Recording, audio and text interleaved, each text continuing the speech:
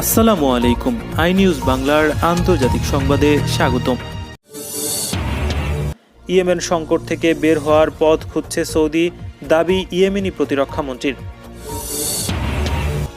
ফ্রান্সকে জারিফের স্পষ্ট বার্তা, যুক্তরাষ্ট্রের বেআইনি নিষেধাজ্ঞা বাস্তবায়ন বন্ধ করার আহ্বান। সময়সীমার 15 দিন আগেই বাইডেনের প্রতিশ্রুতি বাস্তবায়ন। ড্রোন ক্যামেরায় গ্রিক কোস্ট গার্ডের শরণার্থীদের ফেরত পাঠানোর চিত্র প্রকাশ করল তুরস্ক। এবার জর্ডানের ঘটনা ইসরায়েলের হাত থাকতে পারে বলে আশঙ্কা প্রকাশ করল ইরান। বাংলাকে বিহার এবং উত্তরপ্রদেশের গুন্ডাদের দিয়ে দখল করতে যাচ্ছে অভিযোগ মমতা ব্যানার্জির। এবং দৈনিক নতুন সংক্রমণে যুক্তরাষ্ট্র, ব্রাজিলকে টপকে শীর্ষে ভারত।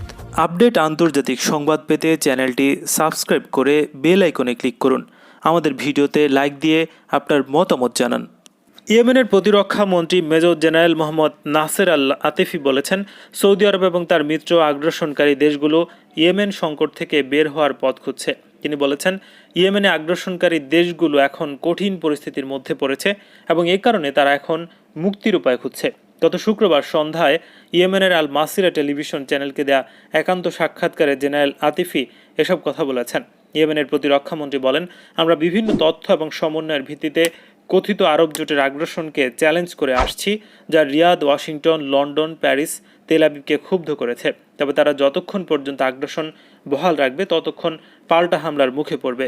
জেনারেল আতিফি বলেন, সৌদি আরব এবং তার মিত্র আরব দেশগুলো ইয়েমেন যুদ্ধে পরাজয় স্বীকার করতে চায় না, কিন্তু তাদেরকে যারা যুদ্ধে জড়িয়ে দিয়েছে তারা এখন মুখ রক্ষার জন্য পালাতে চেষ্টা করছে। আগামী মঙ্গলবার 13 এপ্রিল ভিয়েনায় ইরানের সঙ্গে পরমাণু সমঝোতায় স্বাক্ষরকারী দেশগুলোকে বৈঠকে বসবে বলে কথা রয়েছে। প্রেসিডেন্ট জো বাইডেনের নেতৃত্বাধীন বর্তমান মার্কিন সরকার কিভাবে পরমাণু সমঝোতায় ফিরবে তা নিয়ে আলোচনা করা হবে ওই বৈঠকের মূল উদ্দেশ্য। তবে পরমাণু সমঝোতা রক্ষায় ইউরোপ ইতিবাচক কী পদক্ষেপ নেয় সেটি দেখার বিষয়। ইরানের পররাষ্ট্রমন্ত্রী মোহাম্মদ জাওয়াদ জারিফ এক টুইট বার্তায় আগামী সপ্তাহে ভিয়েনায় যে গুরুত্বপূর্ণ বৈঠক হতে যাচ্ছে তাতে গঠনমূলক ভূমিকা পালন করার জন্য ফ্রান্সের পররাষ্ট্রমন্ত্রী জাএফ লাদ্রিয়ার প্রতি আহ্বান জানানোর কথা জানিয়েছেন। জারিফ গত শনিবার তার ফরাসি সমকক্ষের সঙ্গে টেলিফোন আলাপে বলেছেন, তারা যেন পরমাণু সমঝোতায় নিজেদের দেওয়া প্রতিশ্রুতি বাস্তবায়ন করে এবং আমেরিকার বেআইনি নিষেধাজ্ঞা বাস্তবায়ন বন্ধ করে। বাস্তবতা হচ্ছে, পরমাণু সমঝোতাকে টিকিয়ে রাখতে হলে সব পক্ষের আন্তরিক সদিচ্ছার প্রয়োজন। ইরান তার আন্তরিকতার প্রমাণ দিয়েছে, কেননা মার্কিন সরকার পরমাণু সমঝোতা থেকে বেরিয়ে যাওয়ার পরও সদিচ্ছার নিদর্শন স্বরূপ ইরান 1 বছর পর্যন্ত চুক্তি অনুযায়ী নিজের প্রতিশ্রুতি বাস্তবায়ন করেছে।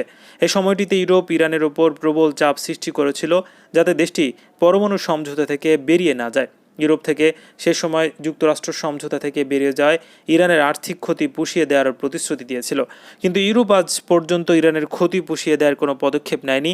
তারা বলেছিল ইরান বিরোধী নিষেধাজ্ঞা প্রত্যাহারের পদক্ষেপ নেবে এবং ইরানের সঙ্গে নির্বিঘ্নে বাণিজ্যের জন্য অর্থ সরবরাহের জন্য ইনস্ট্রেক্স ব্যবস্থা চালু করবে, কিন্তু কোনো কথাই ইউরোপ রাখেনি।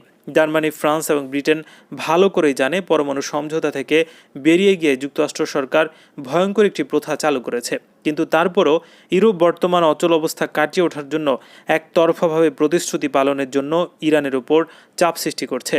ইরানের রাজনৈতিক বিশ্লেষক সায়েদ জালাল সাদাতিয়ান বলেছেন, ইউরোপ এবং যুক্তরাষ্ট্র পরমাণু সমঝোতা বাস্তবায়নকে নিজেদের বল দর্পিতা এবং ব্যর্থতার জটে আবদ্ধ করে ফেলছে।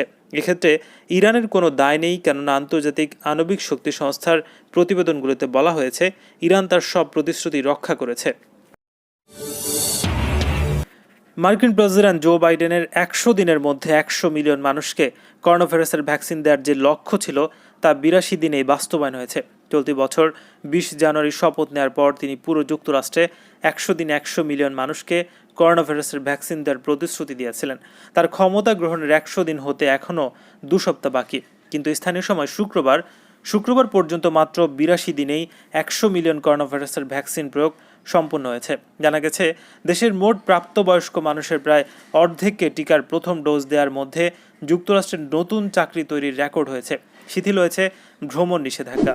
প্রেসিডেন্ট জো বাইডেন আগামী কয়েক সপ্তাহের মধ্যে দেশের সংখ্যাগরিষ্ঠ মানুষকে টিকা দেওয়ার প্রতিশ্রুতি দিয়েছেন।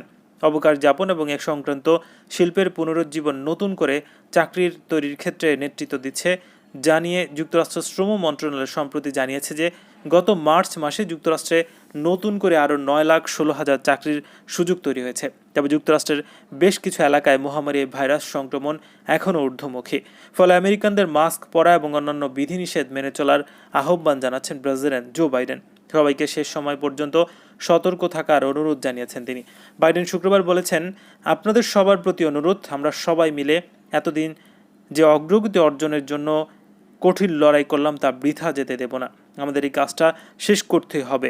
দৃঢ়চিত্তে এই পরিস্থিতির মোকাবেলা করে শেষ সময় পর্যন্ত সব আমেরিকানের সতর্ক থাকাটা খুবই প্রয়োজন। তুরস্কের মনুষ্যবিহীন আকাশযান বা ড্রোন সংযুক্ত ক্যামেরায় ধারণ করা ভিডিওতে এবার ধরা পড়ল ইউরোপে প্রবেশ করতে চাওয়া শরণার্থীদের গ্রিক স্কোট গার্ডের ফেরত পাঠানোর চিত্র। শুক্রবারে ভিডিও চিত্র ধারণ করা হয় বলে তুরস্কের প্রতিরক্ষা মন্ত্রণালয়ের বরাত দিয়ে সংবাদ জানায় দেশটির রাষ্ট্রীয় বার্তা সংস্থা আনাদুল এজেন্সি। ধারণা করা হয় এই ভিডিওতে দেখা যায় গ্রিক কোস্ট গার্ডের একটি স্পিডবোটে নারী এবং শিশুসহ 20 থেকে 25 শরণার্থীবাহী একটি নৌকাকে ঠেলে তুরস্কের পানিসীমার মধ্যে নিয়ে যায়। পরে তুর্কি কোস্ট গার্ড ওই নৌকার আরোহীদের উদ্ধার করে। সাম্প্রতিক সময়ে ইউরোপগামী শরণার্থীদের সমুদ্রপথে ঝুঁকিকে অগ্রাহ্য করে গ্রিস নিজ ভূখণ্ডে প্রবেশে বাধা দিচ্ছে। প্রায় শরণার্থীবাহী নৌকাকে বিপজ্জনকভাবে গ্রিক কোস্ট গার্ডের নৌযান ঠেলে নিজেদের সমুদ্র সীমা থেকে বের করে দিচ্ছে। যুদ্ধ, নিপীড়ন এবং দারিদ্র্য পেছনে ফেলে ইউরোপের নতুন জীবন শুরু করতে ইচ্ছুক বিভিন্ন দেশের শরণার্থীরা ইউরোপে প্রবেশে তুরস্ক হয়ে গ্রিসের পথকে প্রধানতম একটি পথ হিসেবে ব্যবহার করছে।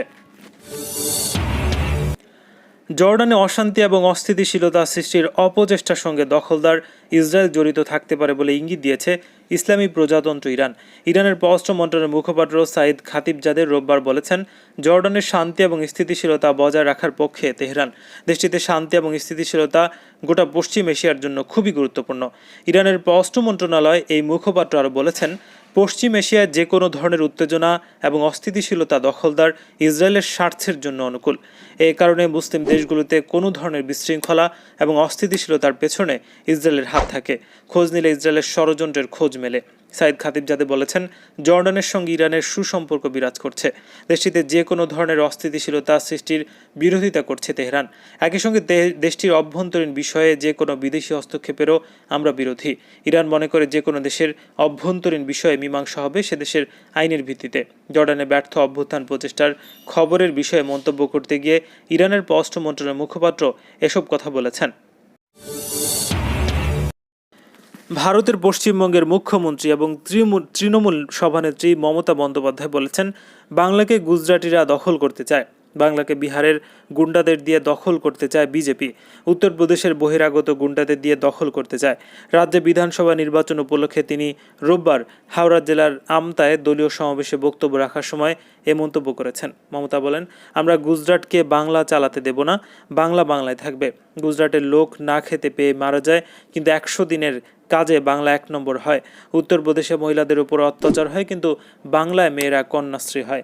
কেন্দ্রীয় বিজেপি সরকারের তীব্র সমালোচনা করে মমতা বলেছেন, তুমি জিতবে তাহলে সেন্ট্রাল পুলিশ নিয়ে লুকোচুরি খেলছো কেন? বাংলায় দৈনিক অফিসারদের চেঞ্জ করছো কেন? প্রত্যেক অফিসারকে চেঞ্জ করে দিয়ে নিজেদের পকেটের অফিসারদের নিয়ে আসছে, যাতে লুট করে নিয়ে যেতে পারে ভোট। মমতা উপস্থিত জনতার উদ্দেশ্যে বলেন, মনে রাখবেন, অসমে পুলিশ দিয়ে ভোট লুট করেছে, এখানে আপনারা তা করতে দেবেন না। তিনি বলেন, হিন্দু মুসলিম বিভাজন বিজেপির সৃষ্টি করা। আমাদের দৈনিক নতুন সংক্রমিতের হিসেবে যুক্তরাষ্ট্র এবং ব্রাজিলকে ছাপিয়ে গেল ভারত। রোববার ভারতের কেন্দ্রীয় সরকারের তথ্য বলছে, গত 24 ঘন্টায় নতুন করে 93,249 জন কোভিডে সংক্রমিত হয়েছেন। জনস হপকিন্স বিশ্ববিদ্যালয়ের তথ্য অনুসারে শনিবার ব্রাজিলে শনাক্ত হয়েছে 43,515। যুক্তরাষ্ট্রে এই সংখ্যা 62,154 জন। শুক্রবার পর্যন্ত গত এক সপ্তাহে গড় দৈনিক আক্রান্তের হিসেবে যুক্তরাষ্ট্রকে অনেকটাই পিছনে ফেলে দিয়েছে ভারত, যদিও এক্ষেত্রে শীর্ষে ব্রাজিল। গত এক সপ্তাহে ভারতে গড় দৈনিক আক্রান্ত 68,969, সেখানে যুক্তরাষ্ট্রে 65,753, ব্রাজিল 72,151। গোটা বিশ্বে যখন দৈনিক সংক্রমণের সূচক ক্রমে নিম্নগামী হচ্ছে, অবস্থায় ভারতের দৈনিক সংক্রমণের হার উদ্বেগজনক হারে বাড়ছে। যে হারে সংক্রমণ বাড়তে শুরু করেছে, বিশেষজ্ঞরা বলছেন অচিরেই ভারতের দৈনিক সংক্রমণ 1 লাখে পৌঁছবে।